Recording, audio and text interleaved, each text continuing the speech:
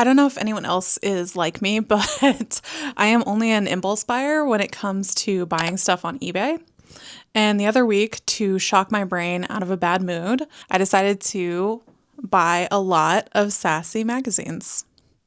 As soon as I got the package, I opened it and I took a picture of all the magazines that I just got because I was really excited, and I posted them to my Instagram story. And I was really shocked because a lot of people came into my DMs and they were like, I have never heard of this magazine before. What is Sassy Magazine? I was even kind of surprised because my husband, who was born in the 80s and is kind of a connoisseur of 80s pop culture, had never heard of this magazine. I was kind of like in the DMs explaining to people about Sassy Magazine, and I was like, wait, like, hold up. Let me just go and find a YouTube video that I can send to people that will probably explain it better than I can. But when I looked through YouTube, I could not find any videos on Sassy Magazine. So yeah, it was very shocking to me to find out that my husband had never heard of Sassy Magazine, my internet friends had never heard of Sassy Magazine, and I couldn't find a YouTube video that talked about Sassy Magazine so I could send to them and be like, look how cool Sassy is. So I realized that it was my duty to create that video.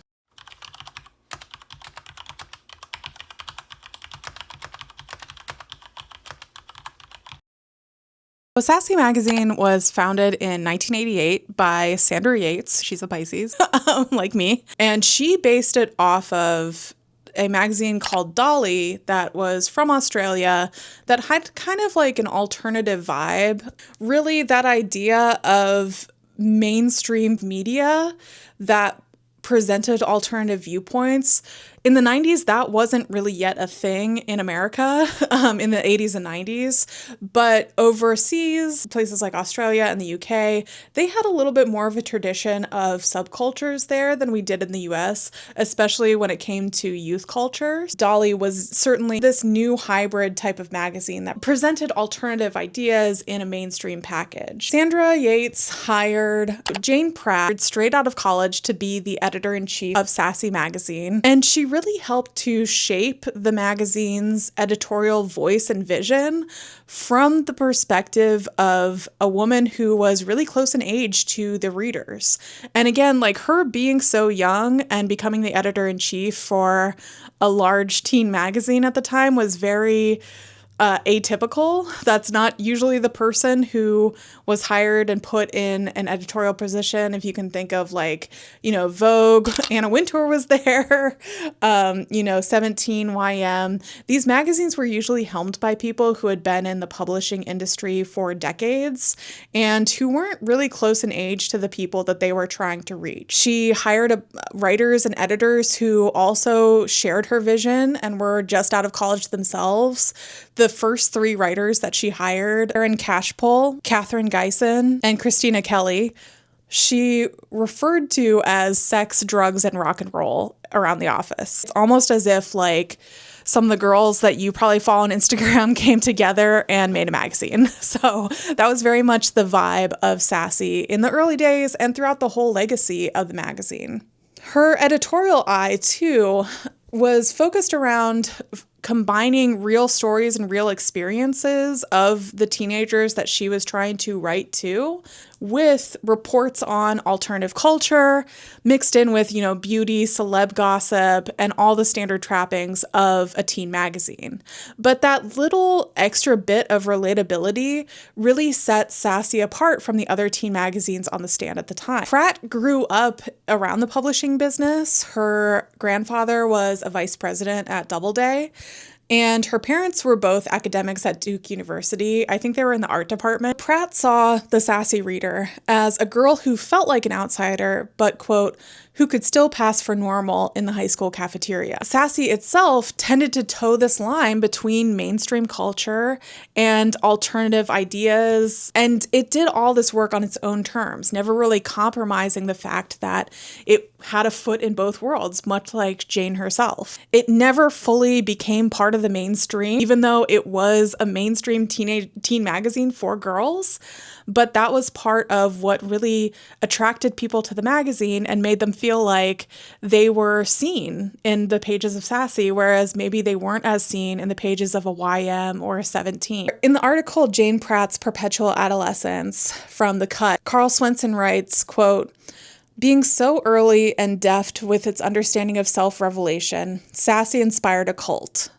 To this day, many women between the ages of 30 and 50, and a lot of gay men too, will tell you that Sassy was the first magazine that ever felt like it was actually telling the truth." We can even just look at the covers of Sassy magazine versus one of the more mainstream or standard teen magazines of the time, and you can kind of see the differences in these two covers right here. Whereas teen girl magazines from their advent in the 50s in America really positioned teenage girls as consumers of culture, Sassy, they knew that girls had the potential and in fact did often make culture for themselves. The thing that sets Sassy apart from any teenage magazine of its era or the eras before it was that they didn't just want their readers to be positioned as consumers.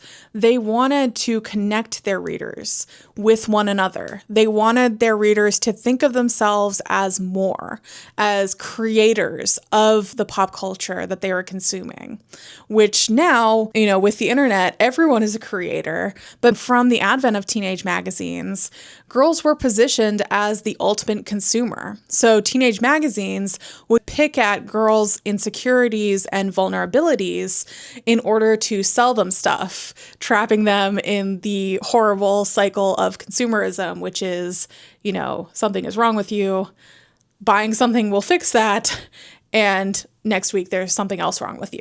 Instead of pushing readers into this capitalist feedback loop, Sassy magazine met them where they were at. It sought to tell their stories, show them in the pages of the magazine, even invite them in certain issues to create content for the magazine itself. So that really grew a tight-knit community around Sassy. And as a scholar who specializes in third wave media, I can't help but see the intersection between Sassy magazine and the DIY ethos that was really driving movements like Riot Grrrl, and seeing, hundreds of girls across the country producing and creating their own media, whether that was fashion shows or music or zines.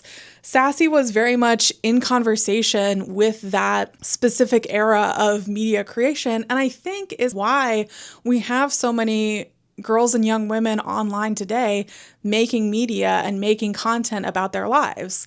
Sassy was really part of that first wave of media that was showcasing to other girls, hey, you can do this too. This magazine is not completely untouchable. Back in 2008, a researcher even wrote about Sassy as a pioneer of social media because of how it solicited reader-generated content and made readers feel like they weren't just buying a magazine, but participating and becoming a part of a community that they were helping to co-create. There was a recent book called How Sassy Changed My Life, and I think that they sum it up the best when they say, quote, "And while teenagers who obsessed over 90210, lipstick, and just wanting to have fun had long been denigrated as silly and fluffy, the magazine made being a girl seem vital and important, creating a new kind of female persona, one that still very much exists today."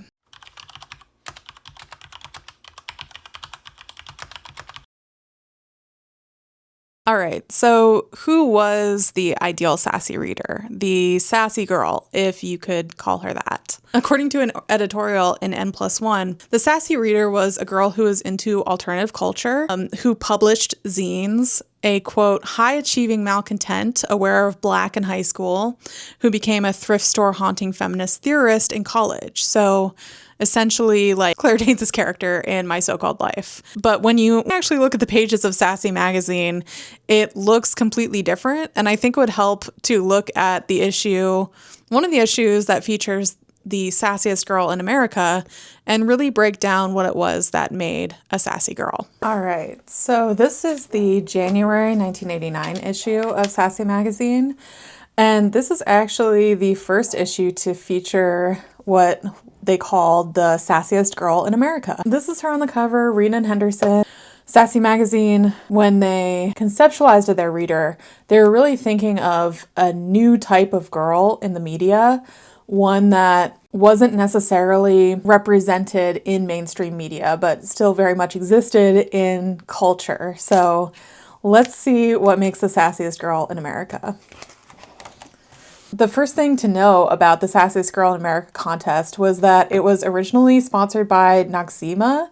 So this is the winner in her own Noxzema app. It's almost like an America's Next Top Model thing where they solicited entries from real girls around the country. And one of the years they also, I believe, had a sassiest boy in America. And if I'm correct about that, I'm gonna like put his picture up here so you guys can see. I mean, do I think it's Keanu Reeves? Kind of. And it was a reader contest, so readers had to submit like an application and essays and questions. And part of what you won was getting to do this advertisement and be on the cover of Sassy Magazine. Rhiannon Henderson knows that fresh means getting a clean start with Noxzema skin cream every day. Because medicated Noxzema skin cream does more than just clean. It leaves skin with a clear, healthy glow. That's fresh, that's sassy. So honestly, like this is almost like influencer marketing in a way, because she's just a regular girl. Like she's one of the actual sassy readers. That was the point of the contest, is to spotlight actual girls who are actual readers. So let's get into who is the sassiest girl in America. The idea of this contest was to bring, I believe it was like 5 to 7 sassy readers to New York City, to the offices of Sassy Magazine. And they had meetings with the Sassy staff and also representatives from Noxzema, who was sponsoring this year's contest. So there is still kind of like that element of competition and ranking girls against each other a little bit, but you'll kind of notice that the girls themselves, they look like fairly like normal girls. They weren't dressing them in like really outlandish styles or making them look like very stylized at all. Some of these are probably her own clothes because I think that was part of like what being a sassy girl was being someone who could put together a look and a vibe that was unique and all her own. Nisa sounds like Vanessa, must be a synonym for confident. Where's my thesaurus? She says, I've never doubted that something great out there awaits me, says the 17-year-old from Birmingham, Alabama, complete with Southern accent. And you gotta believe her. I mean, she's the top 5% in the nation academically. Her overall GPA is 3.85. This was before GPA inflation. She works weekends in customer service at Yeldig's department store. Not at all surprising. The nonstop talker's favorite part of the job is making announcements over the store's PA system. And she's had the same boyfriend, 18-year-old Nelson, for more than 2 years. So it doesn't surprise anyone that she made it into the finals of the Sassiest Girl in America contest. You can kind of tell from this first candidate that the sassy girl is like a high achiever type of girl, but she's also, it's not all about academics. Like she has a job, she's got a boyfriend, she's into fashion, obviously.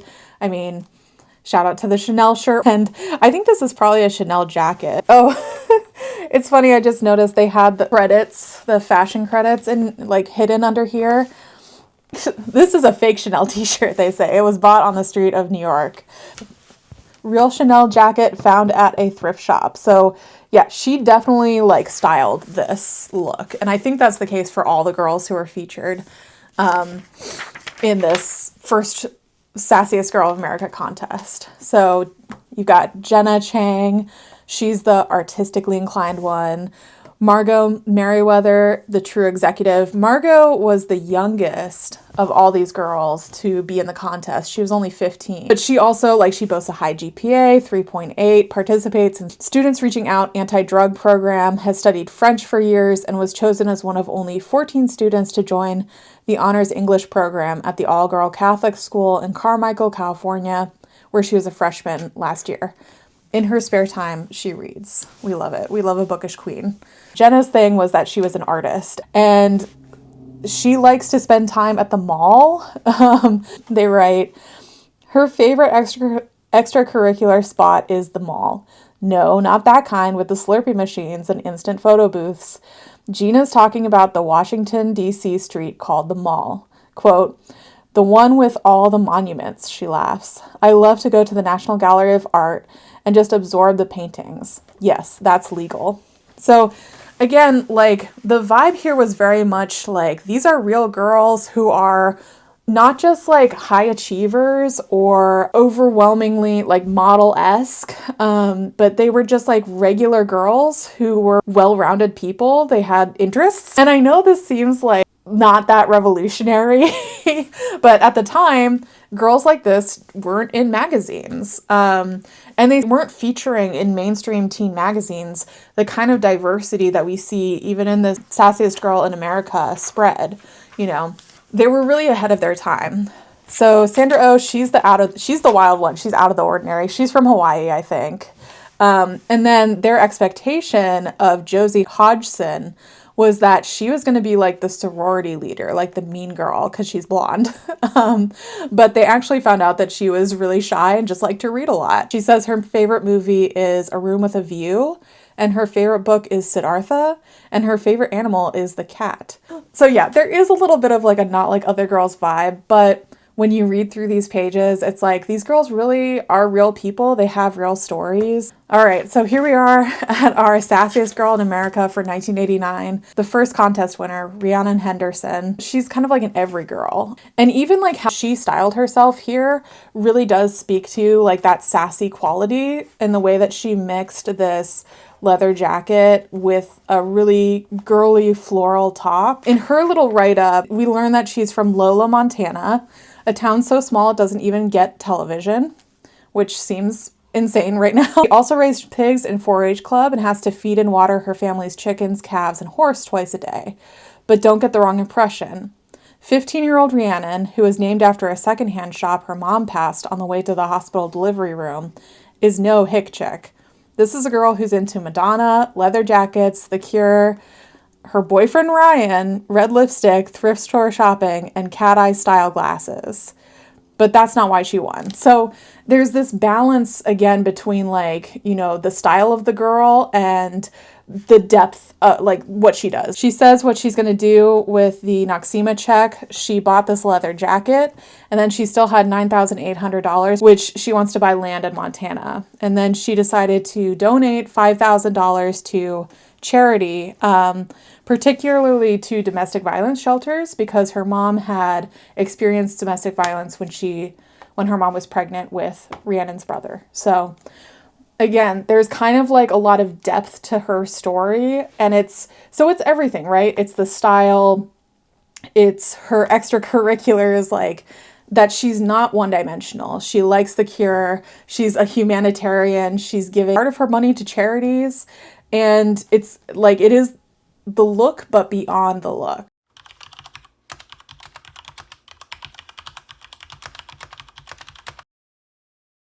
Being a researcher, being someone who is obsessed with print culture and who grew up in the 2000s on the internet, I know my fair share of sassy lore, and I selected a couple of my favorites and the most iconic moments of sassy history that I think everyone should know about. If you don't know anything about Sassy, you have probably seen this Kurt Cobain and Courtney Love cover, whether you knew it was from Sassy magazine or not. It is iconic.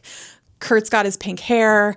You know, they look super loved up. I think they had just started dating. This is the April 1992 cover of Sassy magazine. And with this cover, Sassy really broke from the standard type of covers that we would see for most teen girl magazines. Teenage girl magazines did not have rock stars on the cover. They had models or pop stars or actresses. And that was really it. So to have Kurt and Courtney on the cover was pretty revolutionary. And this photo shoot remains iconic because it really went on to define that brief era where grunge was at the top of mainstream culture. It was this breakthrough moment for alternative culture, and people who didn't fit in the mainstream, didn't fit the norm, chronicled that the rise of Nirvana and Hole and put those two bands on the same level for a mainstream audience that villainized Courtney Love, that really didn't see Kurt and Courtney as equals at all. People were very critical of this relationship. They were very critical of Courtney herself because she was often perceived as being messy and dramatic, and she's a Cancer, so, you know, she's got that Cancer energy. But she was a rock star, and she always talked about being a rock star. You know, there was this clip of Courtney Love, and if I can find it, I'll put it in here, but she's talking about how, you know, you don't have to worry about like being with the football captain or being with the rock star. You yourself could just be the football captain and the rock star all rolled into one. Do not hurt yourself, destroy yourself, mangle yourself to get the football captain. Be the football captain. That's it. It's that simple. Put them on the cover together and spotlight them as equals and as two of the people who were really pushing the grunge scene forward. That really wasn't happening in any magazine. It was almost sacrilegious because a lot of the music magazines at the time would be featuring Kurt and Nirvana and denigrating Courtney Love. The cover and the story were an acknowledgement that teenage girls were into alternative culture and they weren't just mindless consumers of pop music. It showed that Sassy was willing to push the boundaries and wasn't afraid to be controversial or present real human stories, even when your subjects are super huge rock stars. The second most iconic Sassy moment, the reader-produced issues. Jane Pratt had this idea that she wanted the readers to actually produce the magazine themselves in order to give younger people a chance to see what really went into making a magazine for the mainstream from start to finish. So they received thousands of applications for each of these reader-produced issues. They ultimately put out 3 in 1990, 1991, and 1992. All of the content in these issues, from the writing to the styling of the photo shoots to the photographs to even the advertising, was created and or facilitated by the teenagers that Sassy hired to do that magazine. So they got thousands of submissions from readers all over the country and selected about 20 to 30 to come to New York and become the writers, the editor-in-chief, the music editor, fashion editor, beauty editor, photographers, and really create all the content for these specific magazines. You know, lots of younger writers got their start through contests at mainstream magazines. For example, Joan Didion got her start when she won an essay contest with Vogue, and she started working for them as an intern and eventually rose in the ranks to being a full-time writer there. So this idea of having like a contest for readers to participate in the magazine or intern for the magazine was not a new idea. But what was revolutionary was having a whole group of teenagers create a magazine from start to finish and do it all on their own. So again, this is Sassy kind of embodying that third wave, do-it-yourself epistemology, essentially, to show the readers of the magazine that they had the power to make the media and not just consume it. And a lot of the editors, writers, and other teenagers who worked on these issues would go on to have careers in media and pop culture and shape a lot of the pop culture that we know and love today. Third most iconic moment in Sassy history is what I like to think of as the zine corner scandal. So in every Sassy magazine, there was a column called What's New that the staff would collaborate on, and it would be kind of like new books, new movies, new stuff that was happening with celebrities or alternative celebrities. The editor of this section was Christina Kelly, and in October of 1990, she debuted a section to zines. She was seeing the explosion of girls and women making zines, which are self-published little magazines, and if you want to know more about them, I have a video on that, so I will link it somewhere. But she started the zine corner, where she would feature a different zine every single month. And that was really awesome in theory, and it turned a lot of readers onto zine making, onto zine culture, and it put them in direct contact with zine makers themselves, and helped them order zines, helped them know how to make their own zines. It was just really eye-opening for a lot of Sassy readers at the time. However, the issue that happened was that the girls who were making the zines didn't have the distribution channels that Sassy magazine did. Sassy was distributed nationally by a publisher, and the girls who were making the zines that Sassy was writing about were usually printing their zines on their own dime and distributing them themselves. And what would happen when a zine got featured in Sassy magazine was that zine maker would get like a flood of requests for their zine, and they wouldn't be able to meet the reader demand, which made some readers of Sassy who had discovered that zine in their pages kind of mad. And you can imagine in an era before social media, like nowadays we would just hop on social media and post a note style apology or go on TikTok and be like, hey, I screwed up. I'm going to try to get this to as many people as I can, but I'm just one person. We didn't have those kind of big broadcast systems back then. So a lot of readers who would just send their money to the zine maker hoping to get a zine in the mail would be super disappointed when their zine would never arrive. Toby Vale, actually, of the band Bikini Kill, was very critical of Christina Kelly for starting her zine corner in the first place. She felt like zines and mainstream magazines were two different things, and that Sassy was, sucking the life out of an indie alternative scene when it should be staying in its lane, and writing about beauty tips, etc.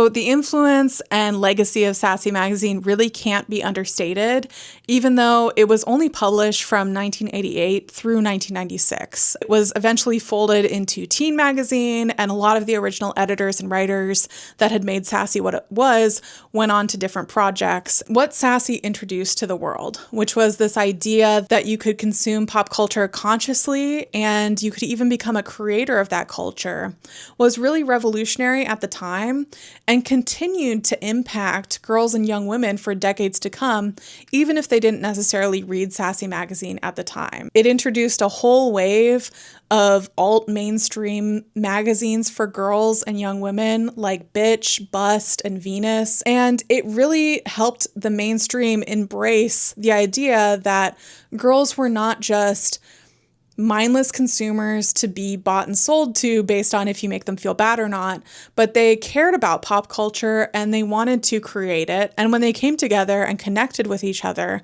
they could create something that was very special and powerful and unique. In the early 2010s, Tavi Gevinson, who had started a blog in the 2000s called The Style Rookie, teamed up with Jane Pratt and a couple other writers and advisors to found Rookie magazine, which was a digital magazine for girls that was created by girls and very much inspired by Sassy magazine. And quite a few articles on Rookie magazine will cite Sassy magazine as an influence and really speak to the impact and the importance of Sassy magazine for readers today. I don't think that we would be as comfortable with our culture of revealing such private parts of our lives and speaking so directly to strangers on the internet, if not for magazines like Sassy and eventually Rookie magazine, if any of you guys read that. That is Sassy magazine. There's so much more to talk about with this magazine, and I've put up a couple flip throughs on my shorts of different issues, but I don't think this is the last you'll be seeing about this magazine on this channel. I hope you guys enjoyed this video, and I would love to know your thoughts. Did you read Sassy magazine when it was coming out? Are you just discovering Sassy magazine? Are you going to make your own magazine now? Because yeah, I think you should. If you liked these videos, you can go check me out on Substack, where I'm also publishing under Internet Bedroom. Last month, I wrote a little bit about how I made my first self-published book, and I also created a video about that. So I'll leave links for that in the description. I would love to keep talking about print culture, so if that's something you're into, I hope you'll stick around, and I will see you next time.